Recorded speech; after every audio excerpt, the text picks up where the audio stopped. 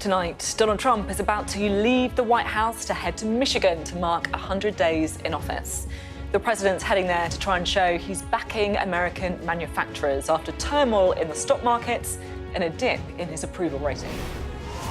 Also tonight, Mark Carney rounds off a stunning comeback as his Liberal Party wins in Canada, fuelled by an anti-Trump agenda. Back here, the countdown to Thursday's local elections continues. Kemi Badenoch tells Sky News the Conservatives won't be in opposition for decades, but are on a long road back to power. Former Chancellor Sir Jeremy Hunt will join me to talk Trump, tariffs and the Tories. Talk of switching Badenoch for another leader is the worst possible thing, he warns. And with more speculation swirling about whether the Open could or should be held in the UK at Trump's course in Turnberry, we'll look at his love of the gentleman's game. Teeing off with us tonight, Salma Shah and Ayesha Hazarika, who'll be with us for the next hour. It's Tuesday, I'm Sophy Ridge live from Westminster, and this is the Politics Hub.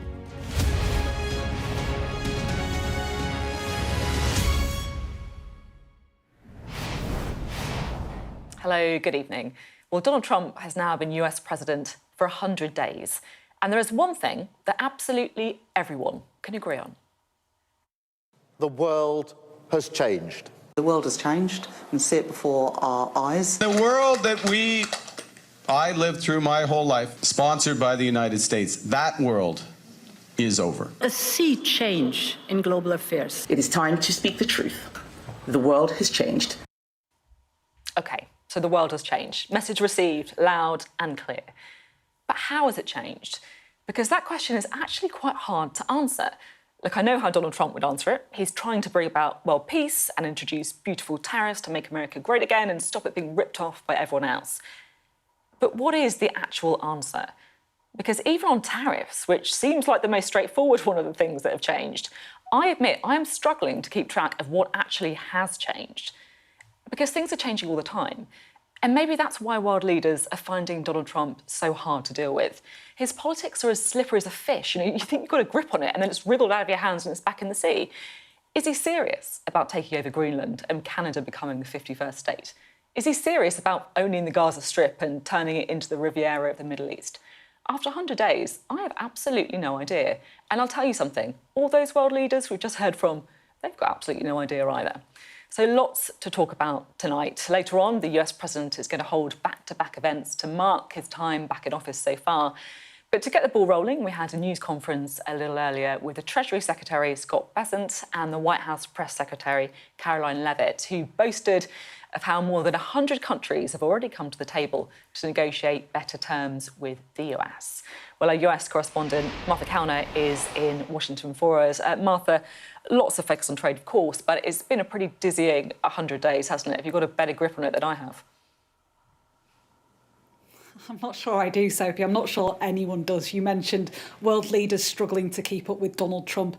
I think everyone is. He's certainly been, arguably anyway, the most consequential president in modern times. He's definitely been the busiest. He's signed more than 140 executive orders in his first 100 days. The speed and ferocity with which he has enacted his mandate has been astonishing.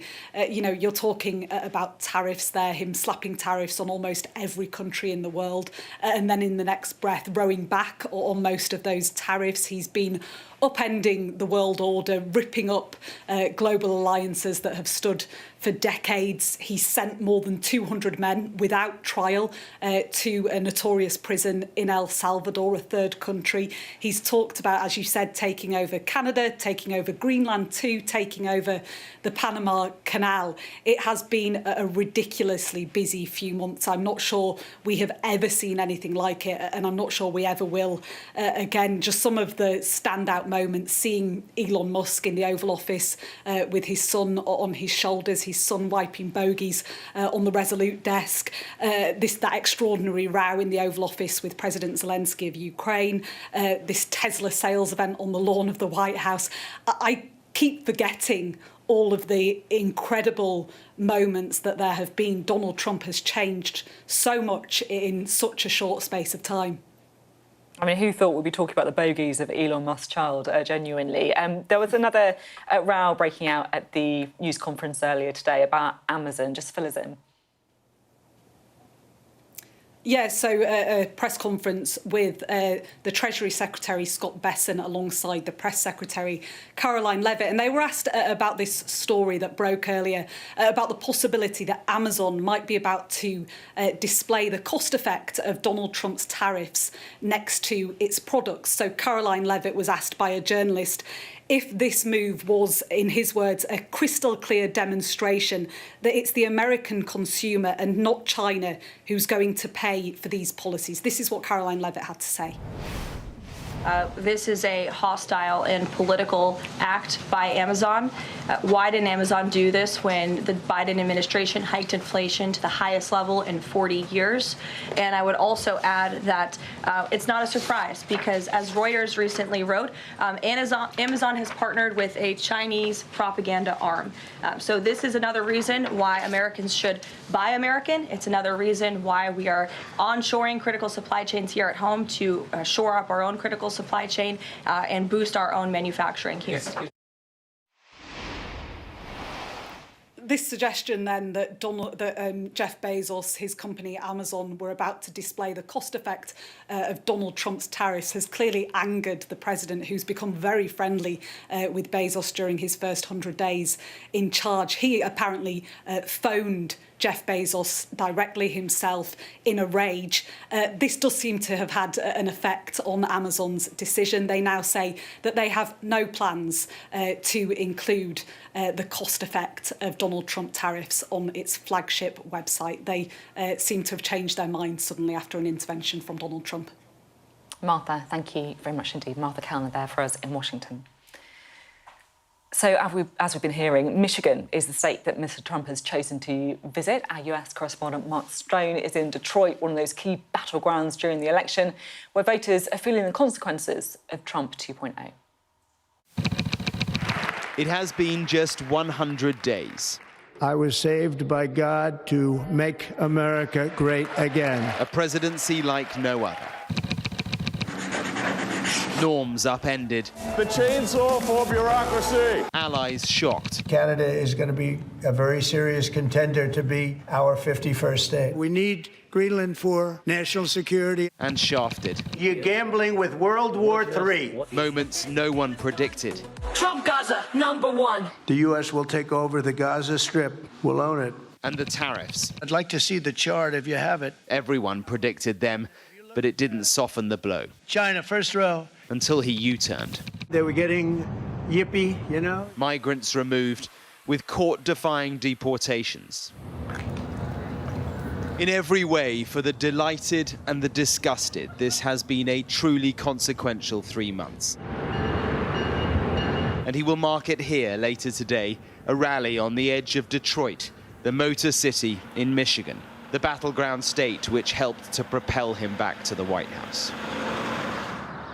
To fix America, Donald Trump first needed to convince people that it's broken, and many did not need convincing. Look for decline here, and you will find it easily. Communities left behind. Look for bureaucracy and waste. You will find that too. Common sense silenced by wokeism. Many can relate to that. Immigration out of control. Well, politicians have been struggling with that for decades. And in just 100 days, Donald Trump has harnessed all of that into a package of change that feels like nothing short of a revolution. At a park on the banks of the Detroit River, the scorecards reflect the enduring divide. Give him a 10. I would say 10 too. I mean, he's human. He's doing his best. Oh, 0. If I could do lower than 0, lower. We're all so angry because we're under angry leadership, and that's not good. The polling 100 days in tells the bigger picture, because with a 40% approval rating, it's lower than any president in over 70 years. And yet the Democrats are doing no better either. Down the road from the president's rally, hopes and fears at the Detroiter bar. He's helping the middle class of the country. Sounds like he's convinced you. Yeah. He convinced me the first time. I'm a cook. and I got 2 kids to provide for. But this right now, it's bad. It's real bad. You sound really worried. I am. I'm a citizen. I was born in America, so yeah, I am really worried.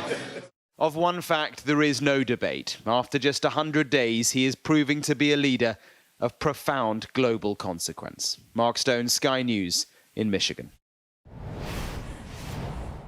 And of course, we'll have full coverage of Donald Trump's back-to-back events in Michigan later, live here on Sky News from 11 p.m.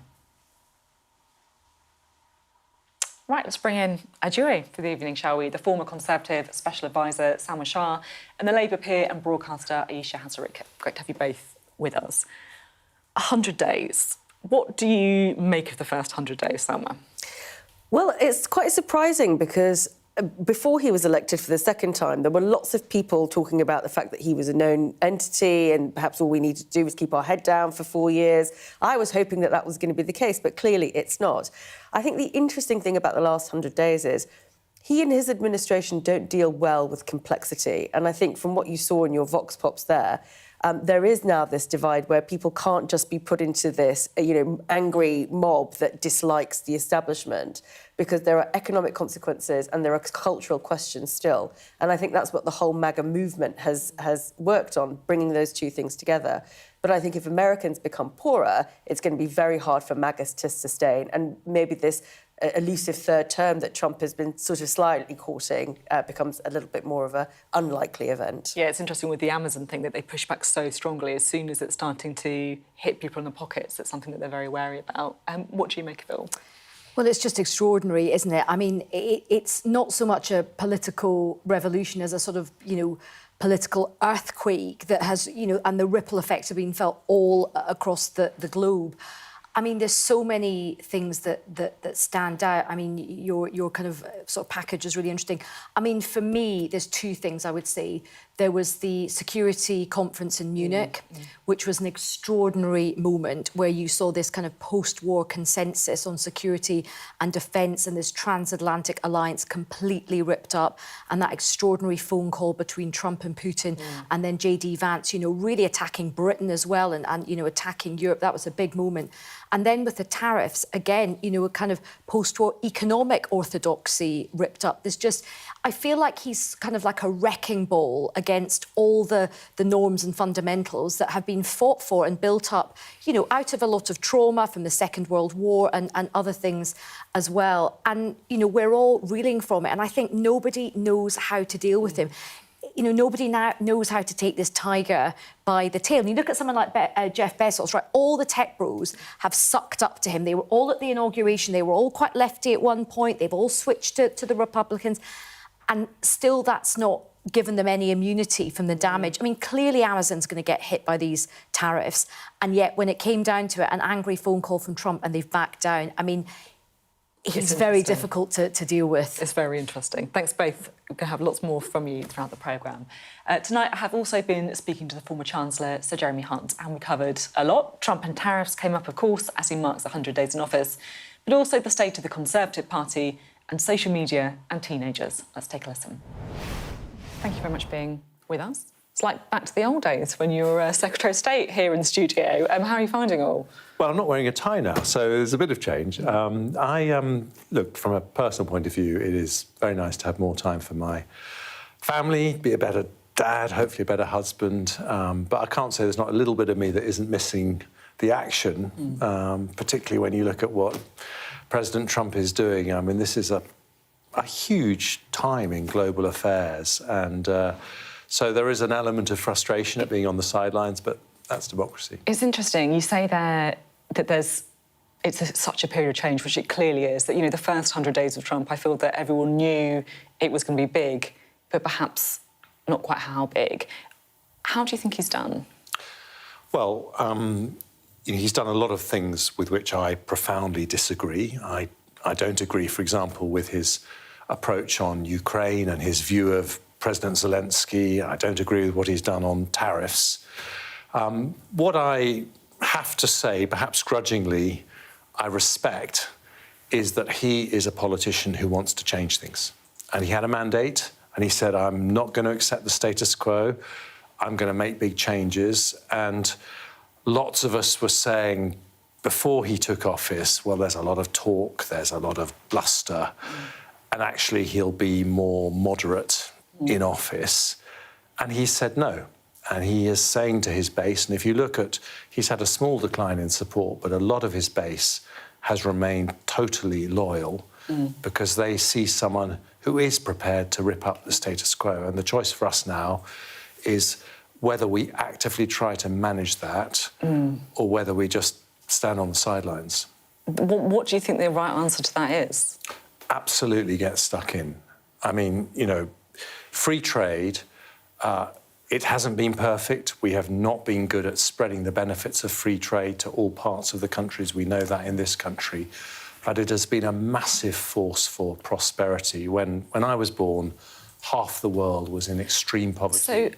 Now it's less than 10%. So I guess I'm interested, what does getting stuck in mean? Because if you look at Canada, for example, you know, we just see Mark Carney win the election there, really off the back of sticking up for Canada against Donald Trump, for speaking his mind, for playing hardball. Is that the approach we should take? Every country has to take a different approach. I don't think that this is about sound bites, although in the context of an election campaign, I understand why politicians have to do what they have to do, and I've done a fair amount of it myself over the years. But you haven't said things you've always meant, or...? No, but you have to... There's a certain extent to which you campaign in slogans, and I understand that. But let's take trade.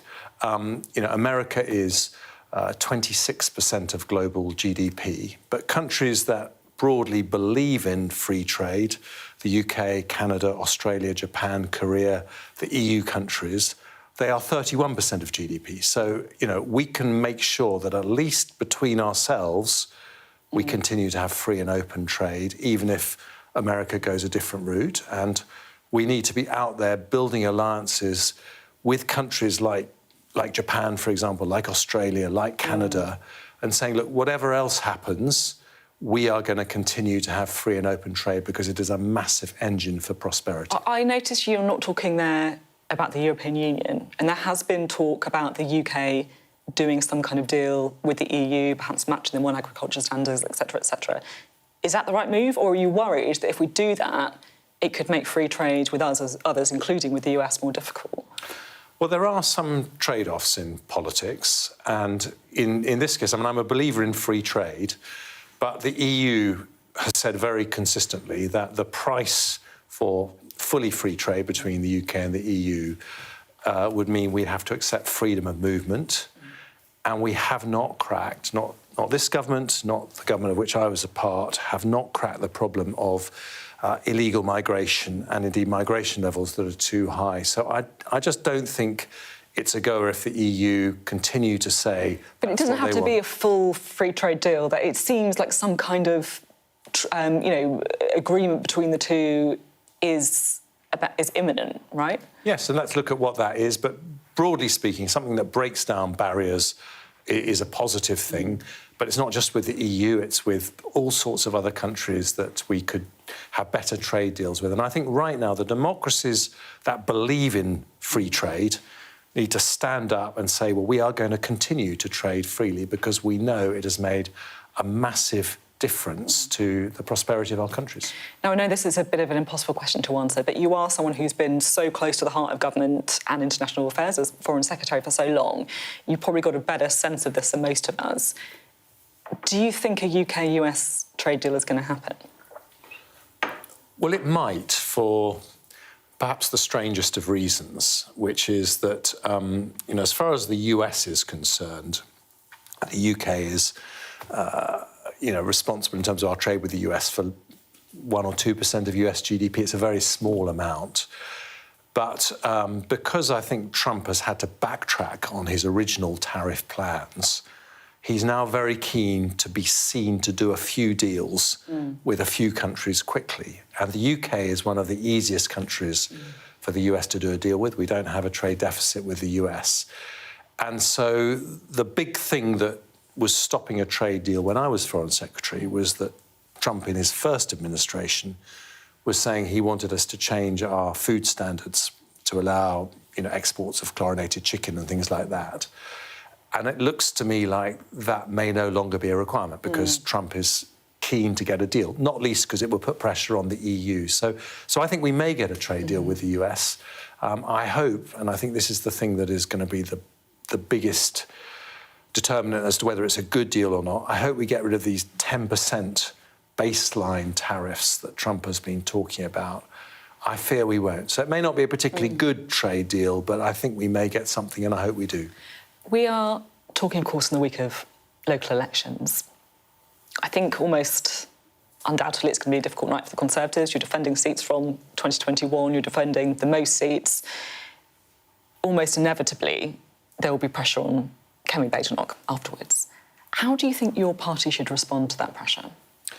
I think we've just got to be very sensible and say that being leader of the opposition a year after your biggest ever election defeat, as we had last year, is an impossible job for anyone. I don't think anyone would have done better than Kemi.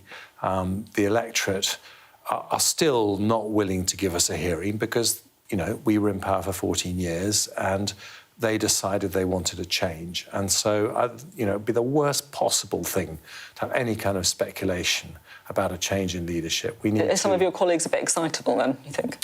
Well, it's always nerve-wracking if you're losing local council seats in your patch. But in the end, you know, British people are very smart and they can see that Kemi wants to listen. She wants to understand why it is that we were rejected on such a scale. And there is a process that we have to go through before we'll get a hearing again. So I think we will have a very difficult day. I guess the problem is that you're in a different position than normal because you've got reform snapping at your heels, I was going to say, but actually, you know, the latest poll has them out in front. And there has been some suggestions about deals, pacts, Van Houten, for example, talking about some kind of coalition even. What's your take on how the Conservatives should approach reform? Well, I think it's quite straightforward. All political parties are coalitions of voters, but our coalition of voters is very different to Reform and their coalition. There are lots of people who vote Reform who would never, ever vote Conservative. They did in 2019, but it was very exceptional because the Brexit deal had not been done and they wanted Brexit, but they lent us their vote. They won't come back.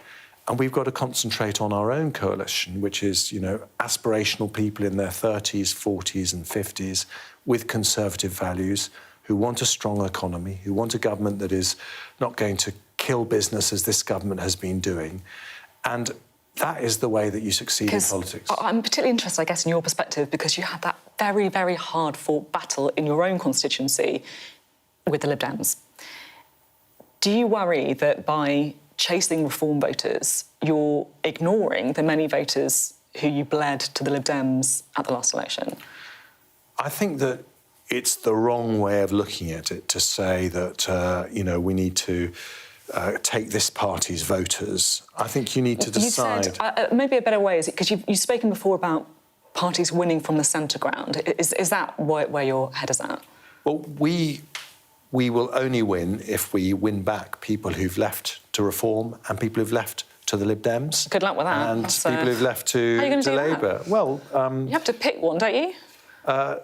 No, I think you pick a set of values. And the values that we stand for as a Conservative Party are people who want to work hard, do well, want a strong economy, want well-funded public services, and I think they can see that they're not getting that from Keir Starmer and Rachel Reeves. And we need to get ourselves into a place when the next time they have a choice, they think, actually, I think these guys understand why we kicked them out before. We'll give them another shot. There's just one other thing that I did want to ask you about. You've spoken about spending more time with your kids, for example, now that you're retreated from the very front line of politics. You're still in the front line of politics, of course. And there's been a lot of talk about misogyny, about content online that young people are consuming. How worried are you about this? I am worried. I think it's important to say that we have made progress and it is harder, for example, for kids to access porn than it used to be.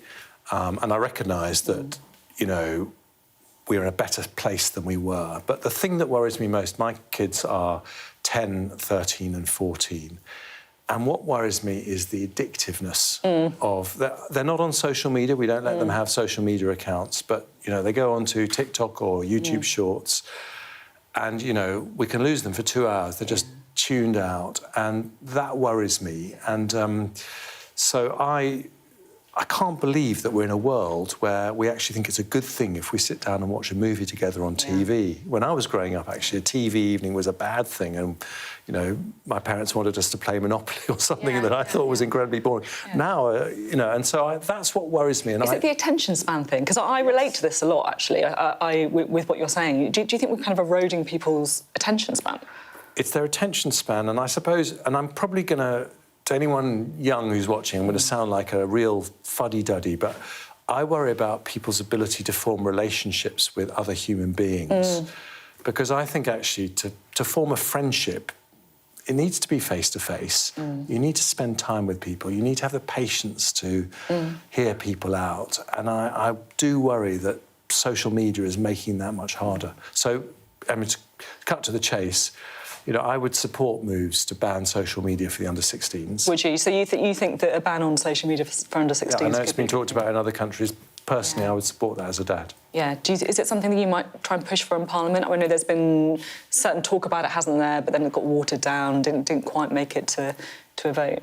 Well, if there was a vote on it, I would definitely support it because I think it's a no-brainer. I support schools not having mobile phones, people not even being allowed to bring them into the school grounds. I think all those things, you know, in a few years' time, we'll look back and say, you know, why didn't we do that earlier?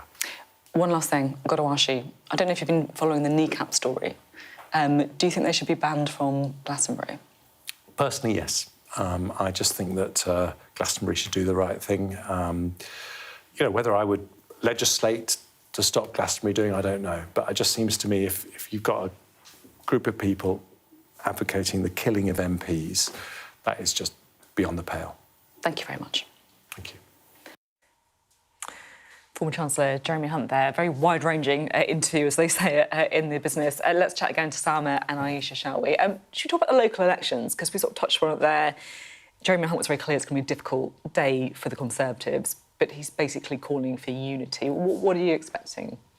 Well, I mean, I think there's a bit of a consensus that it's going to be very difficult for the Conservatives. To be fair, there was a high watermark the last time, but nonetheless, there's going to be a lot of very angry Conservative councillors who've dedicated their lives to local government who have lost their jobs. So there's going to be a lot of angry Conservative grassroots members over next weekend.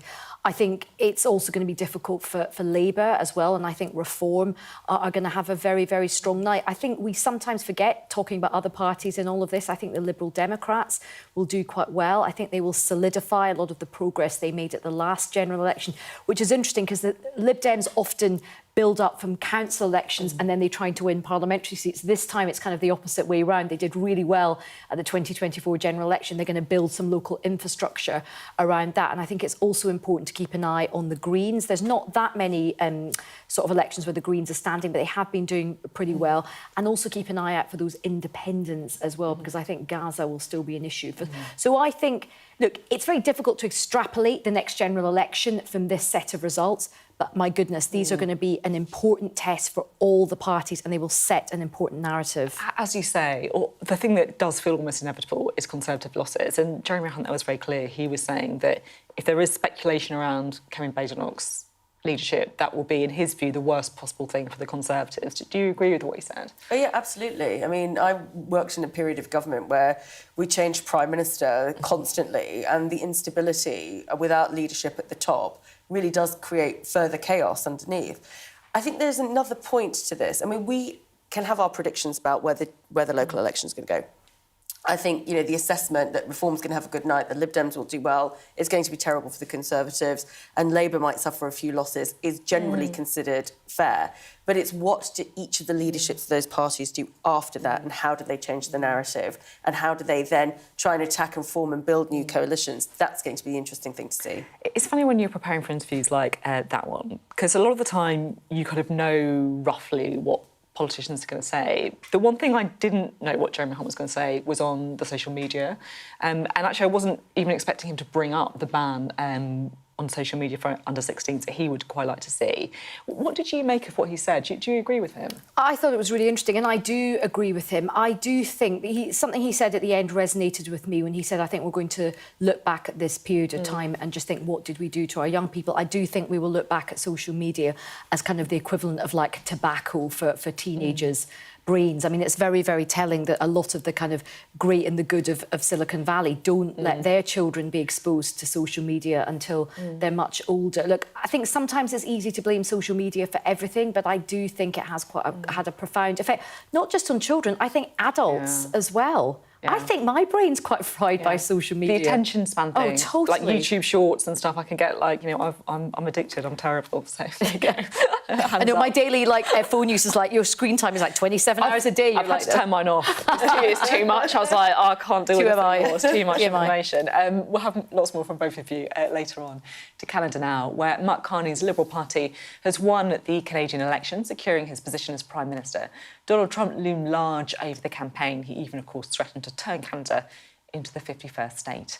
Our US correspondent James Matthews reports. He styled himself the man to take on Trump.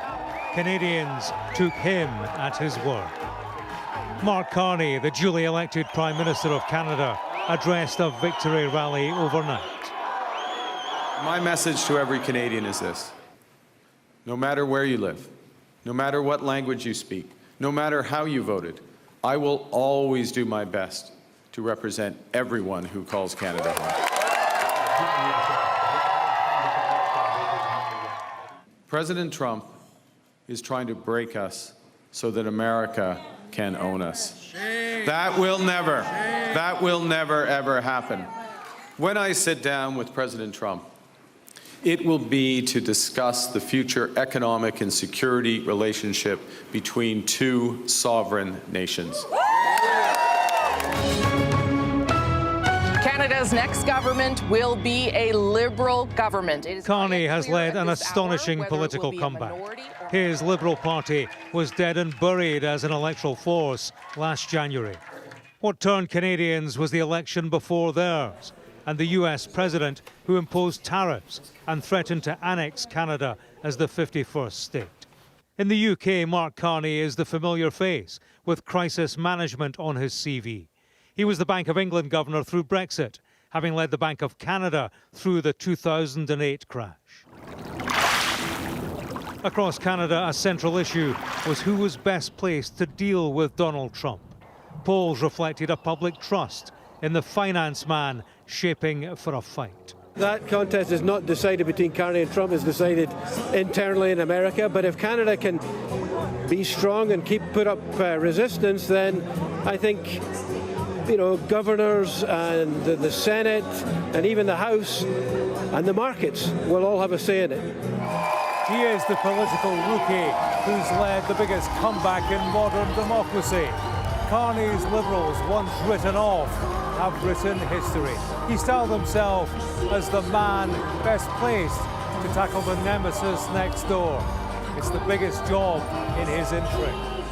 When I went to vote with my two kids who are 10 and 8, they were wondering how am I choosing their future with Trump in mind. We're really shaping up to be able to govern strongly and negotiate with a strong position against Trump for the next 4 years. Respect is what he's going to get from a lot of other countries as well as our own people. At the end of the night, the new Prime Minister was throwing shapes. A dad on the dance floor, re-elected father of the nation.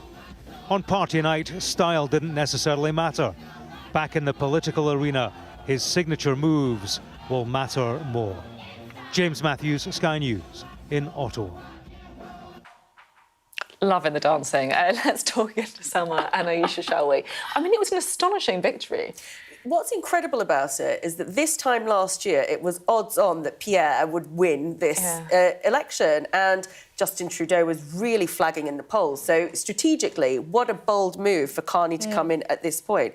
But the thing that really helped him was the Trump factor. And I think there will be a lot of political parties, particularly on the right, not just here, but across Europe, that are going to be wondering whether being in the Trump slipstream is going to be as positive a thing as they thought it was when he won the presidency last year. Are there lessons for Labour? Because, as Sam was saying, it feels like Mark Carney was helped by his very tough stance against Donald Trump. Well, I think he definitely was because, Mark Carney didn't go to war with Trump. Trump came in studs up to Canada saying, I want to come for you and I would like you to be, I suppose he hasn't threatened to take over the UK. So. Yeah. Not yet. So I think it's quite... I think that was, in a way, frightening for the people of Canada, but it's something to kind of unite people against a common enemy. But I do think fair play to Mark Carney for doing that, because he could have had a very, very nice, relaxed life, earning lots of money, doing other things. And he's really stepped up in public life. But it's not going to be easy. And as he sort of said, he did a great speech where he was saying everything has changed and our whole relationship with America is changed. This betrayal has changed everything. So it's going to be quite interesting to see how he fundamentally reorientates Canada's relationship with its closest neighbour. How should Kemi Badenoch play this? Because it feels like, have Reform, who are probably a little bit more friendly, fair to say, towards Donald Trump. Where do you think Kemi Badenoch should position herself? Well, actually, interestingly, I did have this thought earlier today where she could afford to be a little bit more critical of the presidency. The person that weirdly can't is the Prime Minister, Keir Starmer. Yeah, that's true. Because he's put himself in this position where he's betting everything on a trade deal that may or may not materialise, and it's looking like not at this point, but also can't take the advantage of having the moral high ground because all his cabinet, who criticised Trump in the last administration, have made huge strides to befriend this team now. So he's actually in the more difficult position. I think Kemi Badenoch can play it, by issue. Interesting stuff. Thanks both very much. You're watching The Politics Hub coming up.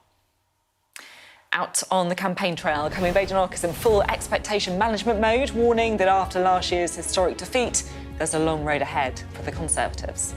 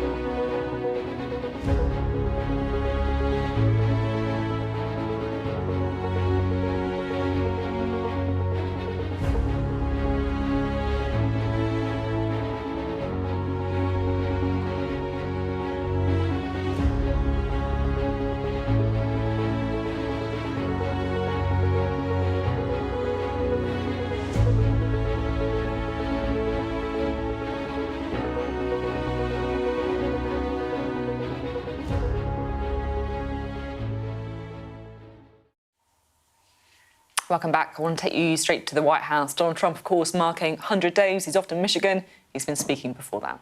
Fantastic job. So I appreciated what he did. How are you?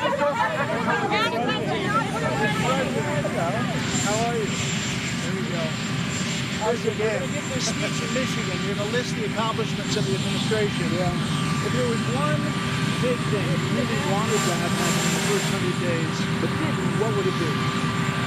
Well, I think we've done everything or it's in the process of being done. For instance, the border is in great shape. 99.9% came out again today. 99.9. That I would say that was my number one thing. The economy would be certainly right up there, and I think it's doing great. We were losing billions and billions of dollars a day with trade, and now I have that down to a very low level, and soon we're going to be making a lot of money. We're going to be reducing people's taxes, and we're going to get the big, look, a very important element, maybe more important than anything with the border in good shape, is the fact, is the fact that we want to get, and very importantly, the big, beautiful new deal. If we get that done, that's the biggest thing, what's happening in Congress right now. And I think we're going to get it done. We have great Republican support. If the Democrats blocked it, you'd have a 60% tax increase. I don't think that's going to happen. We have great support from Republicans. So the big, beautiful deal, that's what we want, the bill. I think the next period of time, I think my biggest focus will be on Congress with the deal that we're working on. That'll be the biggest bill in the history of our country in terms of tax cuts and regulation cuts and other things. The Canadian election. As Pope? I'd like to be Pope. That would be my number one choice. No, I don't know. I have no preference. I must say we have a cardinal that happens to be out of a place called New York who's very good. So we'll see what happens. Go ahead. Yes, Mr. President, you are doing so much for Africa. You are the first president that in the first 100 days focused on Africa for the first time in the history of this country. Are you planning maybe in the future visit the continent? Sure, I would do that. I would do that, absolutely. Mr. President, what's the biggest challenge? Do you want Angola, Mr. President? Mr. President, yeah, go ahead. will you speak to the Prime Minister of Australia at all? Mr. Trump. The Australian Prime Minister is having an election this weekend. Yeah. Will you speak to him about trade? They are calling, and I will be talking to him, yes. Did you have to do something with the tariffs and automobiles? Were you worried about the automobiles? No, not at all. We're just giving them a little chance because in some cases they can't get the parts fast enough. So this is just a little transition. It's 15% for 1 year and just 10% for another. It's a little bit. And it has to do, that's only the percentage of parts on the car. So it's a little bit of help for people that will be doing a great job. And these are all people, for the most part, that are building plants and will be working here. So it's a little transition.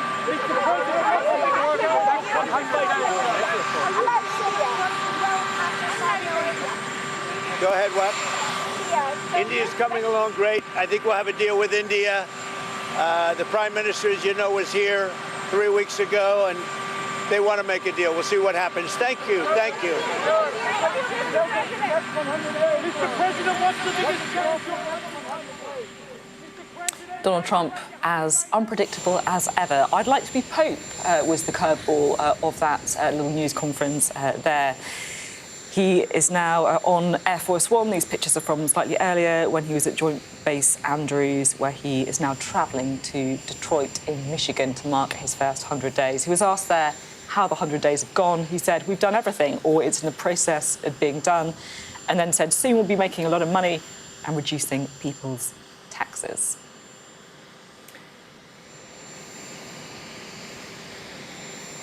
We'll have lots more, of course, on Donald Trump's 100 days, and we'll be covering those events later on too. But in the meantime, we can get the latest on the local elections here, because Kemi Badenoch has been out and about campaigning in Wiltshire today. She's been catching up with our political editor, Beth Rigby.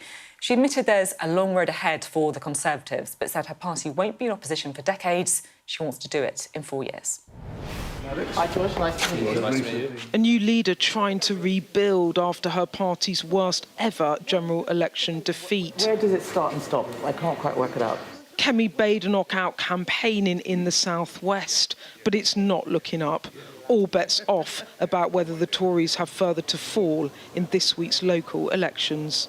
We're here in Wiltshire with Kemi Badenoch. She's on a campaign trip. Now, this is safe Tory territory, but the Conservatives are facing a drubbing in these local elections across England, squeezed by Reform on the right and the Lib Dems to the left. Kemi, nice to see you. Nice to see you.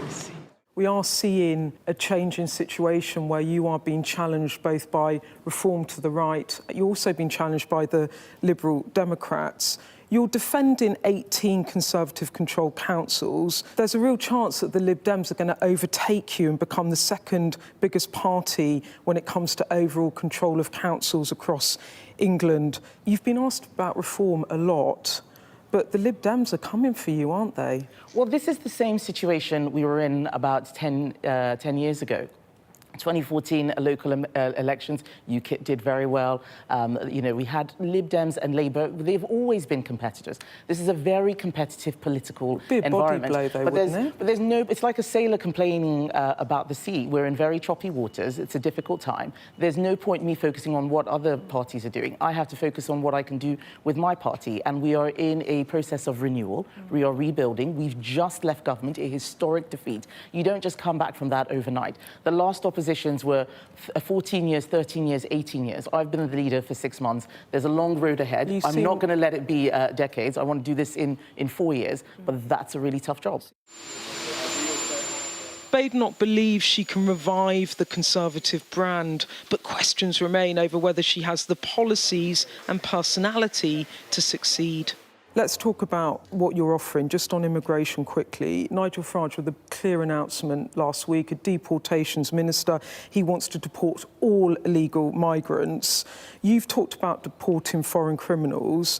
What's your view on deporting all illegal migrants? Would you look at that as a policy? Do you think that's a smart thing to do, or Well, I heard the announcement that he made last week. We already have a deportations minister. That's the Home Secretary. This is the sort of thing that I describe as an announcement without a plan. I came up with a very clear policy on migration, changing the conveyor belt to British citizenship, making sure that indefinite leave to remain rules are changed, and that people can't just come to our country, be net recipients of benefits, and become citizens. You're going to get smashed up in these elections, you know that. It's going to be a really rough ride for you on Friday. What's your message to colleagues? What's your message to them? So what we want to see on Thursday is as many Conservative councillors winning as possible. That is all I'm talking about at the moment. I know it's going to be challenging, but people will have to live with what is elected after that. And that's something that Conservatives are going to have to think about. How do we make sure that we show that we are the best party on offer? And that's something that all of my colleagues agree with me on. So what's your message? Hold your nerves? Hold your nerve? Go out there and fight for every single vote. Senior Tories bracing for big losses as Badenoch struggles to pull her party together and bring the public back. For now, she can blame the Conservatives' misfortunes on the past. She won't have that luxury the next time around. Beth Rigby, Sky News, Wiltshire. Beth Rigby there talking to Kemi Badenoch. Well, last night she also spoke to Keir Starmer, and I should say she's hoping to speak to Nigel Farage tomorrow as well. Right, let's have a chat to Salma and Ayesha, shall we? How do you think Kemi is doing? I think it's really tough for her, and I think one of the problems is that it's really difficult for her to cut through. She feels quite squeezed at the moment because obviously there's a lot of attention on the new government and there's a huge amount of attention on reform. And I understand the messages going out saying, give her more time, give her more time.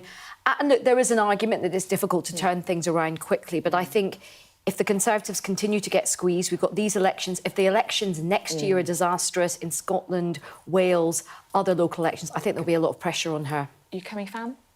I mean, I voted for her. I had a vote in the election, and of the two candidates available, you know, Kemi was the person that got my vote. I'll be honest, that's not the most overwhelming message of support. No, I think here's the thing. She is, as you say, squeezed, and that's totally right, and she is trying to create space for herself. I think she has to ask herself the question strategically, how is she creating that space? Where are the dividing lines with the other parties, and how is she trying to navigate how she brings about a coalition on the right?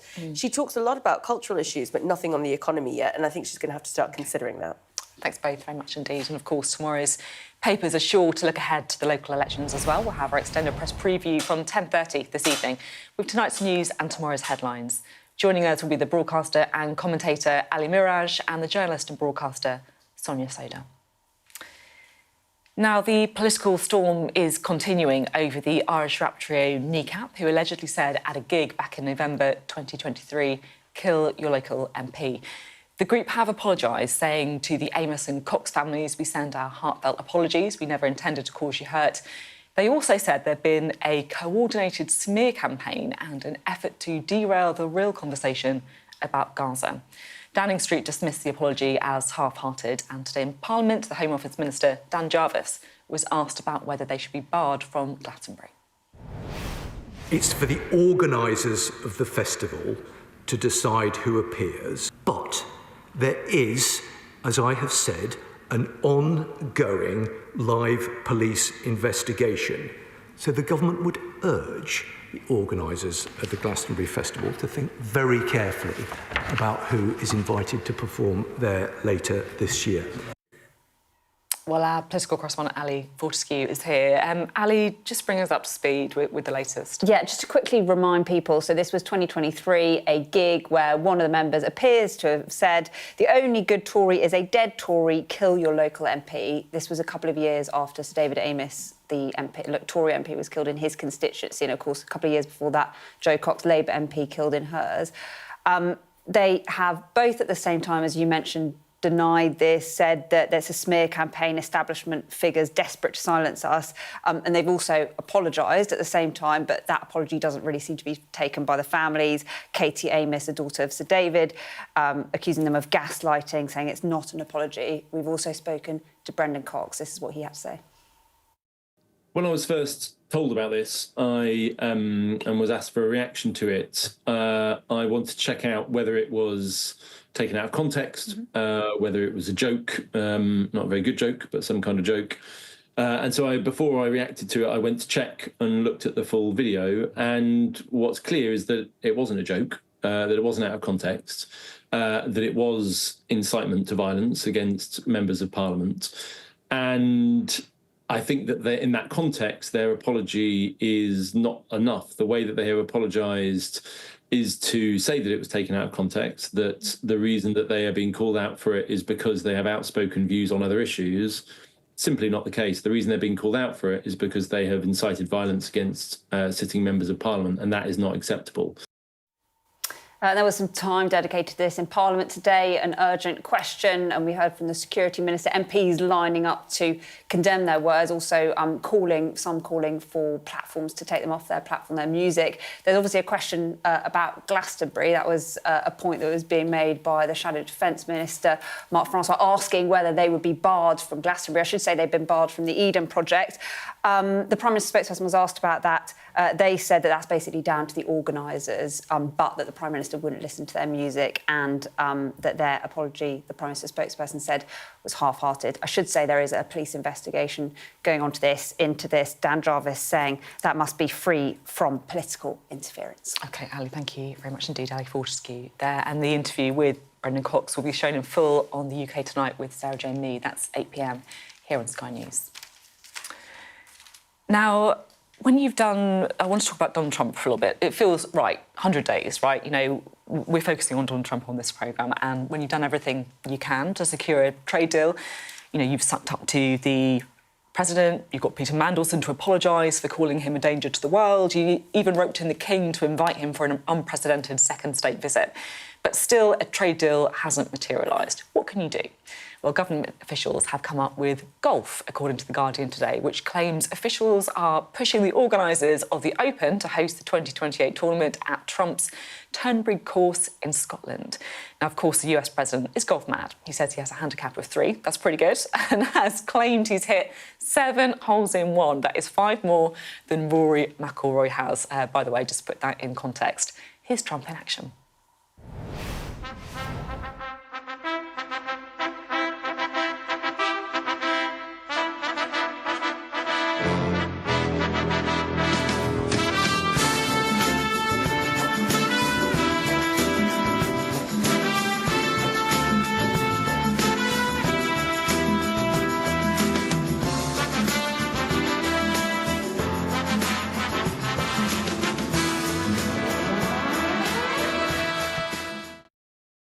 I love it. Any golf fans? We've persuaded Ali to stay in, by the way. She was trying to stitched up. She was trying to escape around the back of the cameras, but we've made her stay. You're in the equivalent of a bunker right now. Yeah. How's your golf knowledge, Ali? It's so bad, honestly. I had to learn how to pronounce Rory McIlroy. Yeah, McIlroy. McIlroy, yeah. Oh, no.